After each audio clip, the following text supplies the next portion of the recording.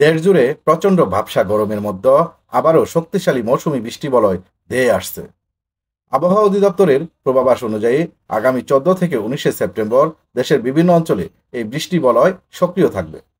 বিশেষ করে রংপুর, ময়মনসিংহ ও সিলেট বিভাগে এর প্রভাব সবচেয়ে বেশি পড়তে পারে। আবহাওয়াবিদরা জানিয়েছেন, মৌসুমি বায়ুর অক্ষ বর্তমানে রাজস্থান, হরিয়ানা, উত্তরপ্রদেশ, বিহার, পশ্চিমবঙ্গ এবং বাংলাদেশের মধ্য অঞ্চল হয়ে আসাম পর্যন্ত বিস্তৃত। এর একটি অংশ উত্তর বঙ্গোপসাগর পর্যন্ত ছড়িয়ে আছে। বর্তমানে মৌসুমি বায়ু বাংলাদেশের ওপর মোটামুটি সক্রিয় এবং উত্তর বঙ্গোপসাগরে মাঝারি অবস্থায় রয়েছে। বাংলাদেশ ওয়েদার অবজারভেশন টিম তাদের সামাজিক যোগাযোগ মাধ্যম পোস্টে জানিয়েছে, এই শক্তিশালী বৃষ্টি বলয় দেশের উপর দিয়ে প্রবাহিত হওয়ার সময় ব্যবসা গরম অনেকটাই প্রশমিত করবে। অন্যদিকে আবহাওয়া অধিদপ্তর জানিয়েছে, রংপুর, ময়মনসিংহ, চট্টগ্রাম ও সিলেট বিভাগের অনেক জায়গায় আর ঢাকা, রাজশাহী, খুলনা ও বরিশাল বিভাগের কিছু কিছু স্থানে অস্থায়ীভাবে দমকা হাওয়া, হালকা থেকে মাঝারি ধরনের বৃষ্টি কিংবা বজ্রসহ বৃষ্টি হতে পারে।